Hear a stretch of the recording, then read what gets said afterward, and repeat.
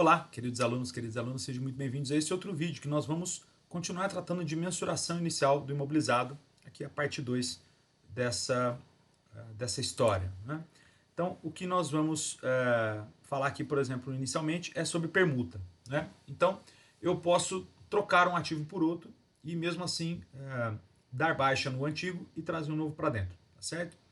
Então aqui o parágrafo 24 fala o seguinte: permuta por ativo não monetário, né, obviamente, então estou trocando ativos, ou conjunto, né, de monetário e não monetário. Tá? O custo do ativo mobilizado deve ser mensurado pelo valor justo, a não ser que a operação de permuta não tenha natureza comercial, o que é extremamente difícil, a gente vai falar um pouquinho sobre isso, e o valor justo do ativo recebido e do ativo cedido não possam ser mensurados com confiança. Tá? Se o ativo adquirido não for mensurado ao valor justo, seu custo é determinado pelo valor contábil do ativo cedido.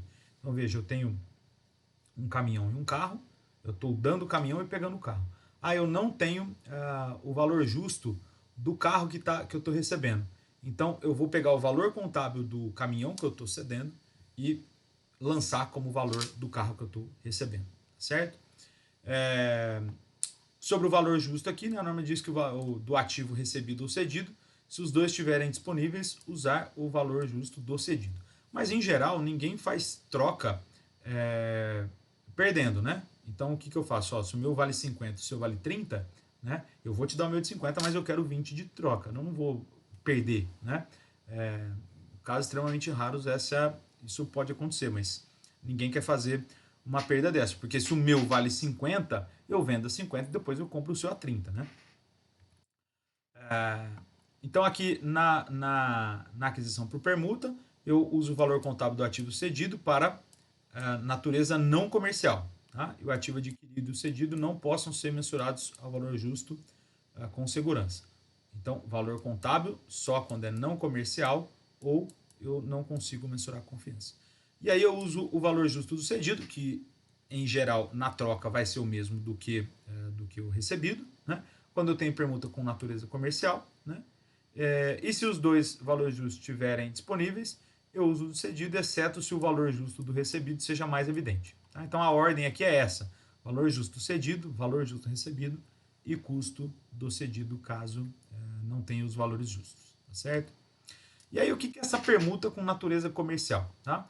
Então, natureza comercial é aquela que os fluxos de caixa futuros se alteram em função da permuta. Tá? Então, o item 25 do CPC 27 diz que a operação de permuta tem natureza comercial se a configuração, risco, oportunidade e valor dos fluxos de caixa do recebido for diferente da configuração dos fluxos de caixa do ativo cedido. Ou o valor específico para a entidade da parcela de suas atividades for afetado pelas mudanças resultantes da permuta. E a diferença em A ou B for significativa em relação ao valor justo dos ativos permutados. Então vamos supor que a diferença em fluxo de caixa, em risco, seja muito pequena. Então tudo bem, está considerado ali a natureza comercial, tá certo? O que pode acontecer, por exemplo, em natureza comercial? Vamos supor que eu tenho uma empresa no Nordeste brasileiro e uma outra no Sul, né? E aí, por acaso, elas têm caminhões. A do Nordeste está com caminhão no Sul e a do Sul está com caminhão lá no Nordeste. E aí vai ficar muito caro para trazer essas coisas vazias, né? Ou alguma coisa assim. Então eu faço, fica com o meu caminhão aí que eu fico com o seu, né? Mas o seu vale um pouco mais que o meu. Vamos ficar assim? Não, me dá a diferença. Aí paga a diferença e pronto, eu encontrei que eu igualei o valor justo dos dois, tá certo? Então essa é mais ou menos uma operação que não teria natureza comercial. O restante, se eu troco um caminhão por um carro, tem natureza comercial, né? O carro eu vou usar para o vendedor e o caminhão que eu estou cedendo eu usava para entregas, né? Veja, um tem um fluxo de caixa de fazer entrega, o outro tem um fluxo de caixa associado a auxiliar o vendedor a fazer vendas, né? Então eles têm riscos diferentes, valores diferentes, diversas coisas diferentes que alteram a natureza do fluxo de caixa, tá?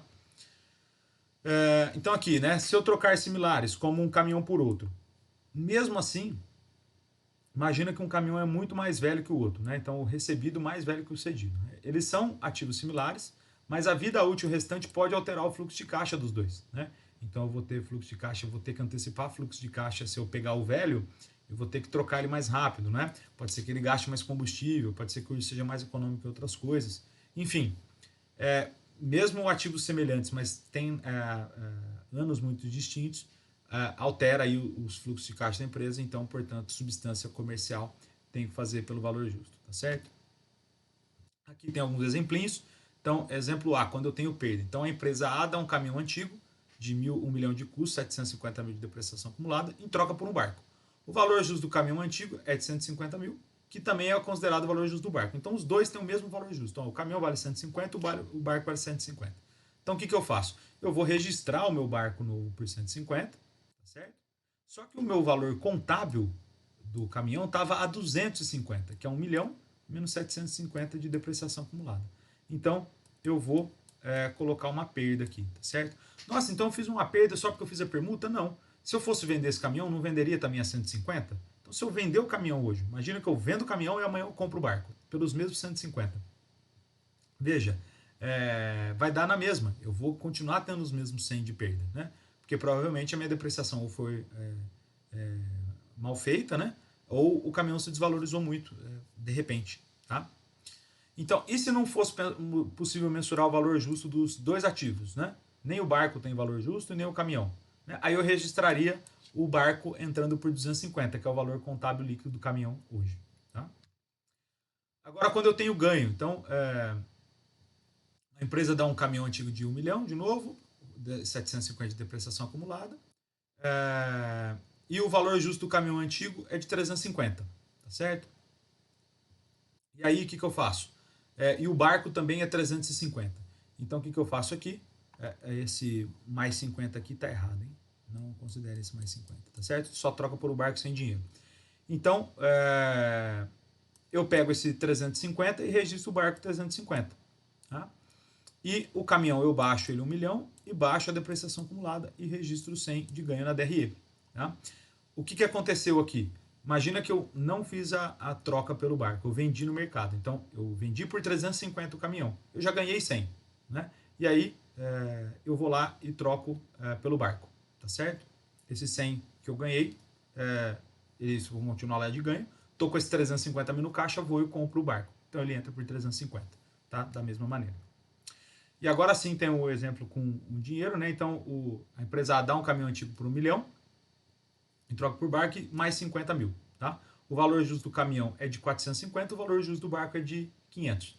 Então, veja, o meu caminhão vale menos que o barco. Então, eu vou dar o caminhão mais 50 mil. Tá? Então, eu baixo mais uma vez a depreciação acumulada e baixo o caminhão. Tá?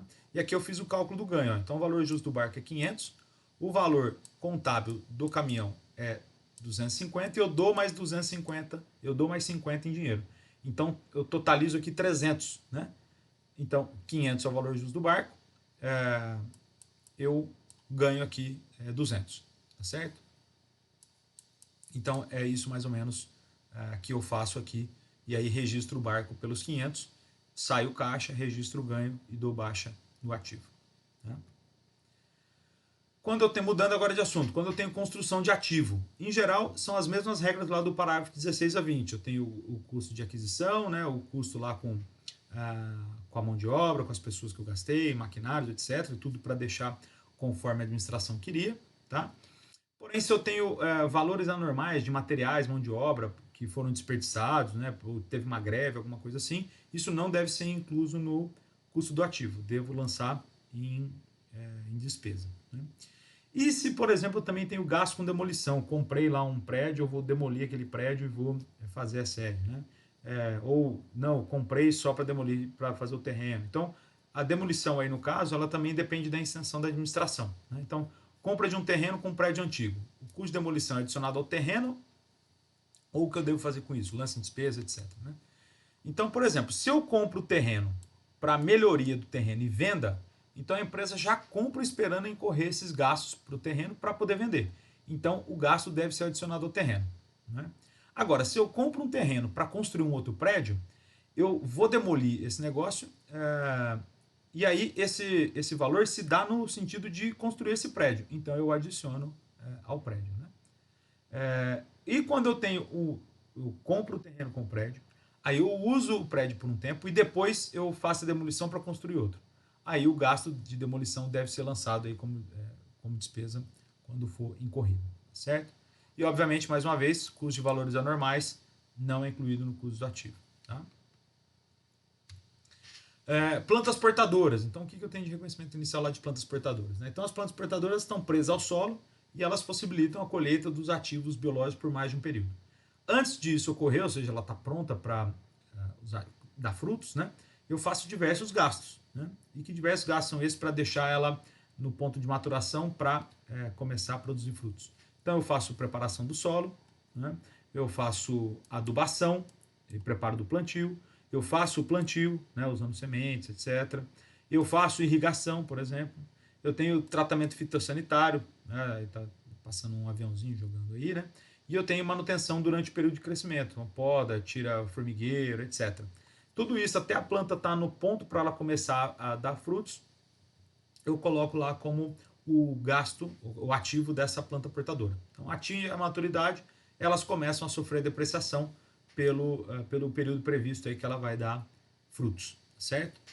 Os gastos a partir daí, eles são incorporados ao ativo biológico. Então, por exemplo, a planta está madura e vai começar a fazer frutos. Se eu gasto com irrigação a partir daí, ou outros tratamentos fitossanitários, aí esses gastos são incorporados ao ativo biológico e quando eles são colhidos, eles são levados todos ao estoque, certo?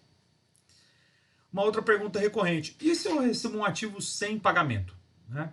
É a primeira pergunta sempre se perguntar, é material esse valor? Por exemplo, eu ganhei um martelo de um fornecedor. Né? Puxa, mas um martelo? Eu posso ser que utilize na minha empresa por mais de um período? Sim, mas é material? Vai fazer diferença? Não, né? Então, não tem nem por que tratar sobre isso. Então, por exemplo, doações governamentais. O governo me doou um terreno. Ou a prefeitura doou um terreno.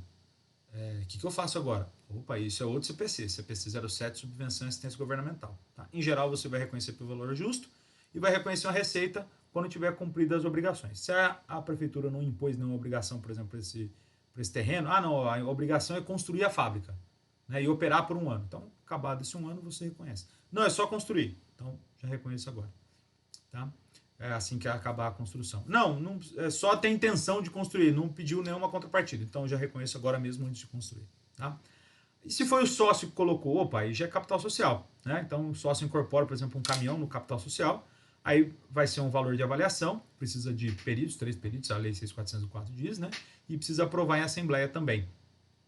Tá? Mas aí vão ter essas avaliações, eu coloco ele para dentro no valor que essas avaliações disserem que ele vale.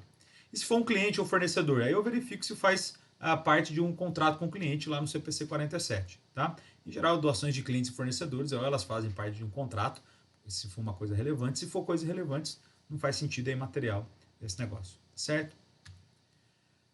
Temos também a questão da adoção pela primeira vez, o ICPC 10, né, que é o momento inicial, que ele trata lá para o CPC 27, e que se recomenda lá que faça o custo atribuído, né, o deemed cost, que é para ajudar o saldo inicial. Às vezes você vai começar, principalmente isso foi muito importante ou aconteceu muito na época da adoção inicial de fato, né, lá para 2010, 2007, 2008, 9, 10, as empresas foram começar a adotar essas normas, e aí tinham ativos lá que estavam muito velhinhos, mas eles estavam lá, né, iam ser utilizados ainda, mas estavam inteiramente depreciados já, ou uma quantidade enorme de depreciação. Então as empresas colocaram esses valores no ativo e fizeram a contrapartida lá no PL, numa conta que chama ajuste de avaliação patrimonial. Né? E depois foram depreciando esses ativos e foi também baixando o ajuste de avaliação patrimonial. Se é uma empresa que ainda não adota as normas e por acaso vem adotar agora, né, ou qualquer tempo, e ela tem lá esses imobilizados, ela pode fazer esse deemed cost, que é mais ou menos fazer uma reavaliação desses ativos, né, porque eles estão às vezes lá provavelmente subavaliados. Resumindo aqui então a mensuração inicial, os custos são o valor de aquisição, os custos atribuíveis para colocar o ativo em funcionamento, estimativa inicial de desmontagem, mais custos de empréstimos. Se for acontecer por permuta, valor justo, né, ou por outro ativo não monetário. Custo de construção vale a mesma regra ali de cima. Né? Eu tenho que fazer o ajuste a valor presente se o pagamento for diferido. Né? E tem esses detalhezinhos aí sobre as questões se forem doação, por exemplo, né? Se a empresa constrói. Tá certo? Então, essa aqui foi a nossa segundo videozinho sobre mensuração. Espero que tenham gostado. Até a próxima. Tchau, tchau.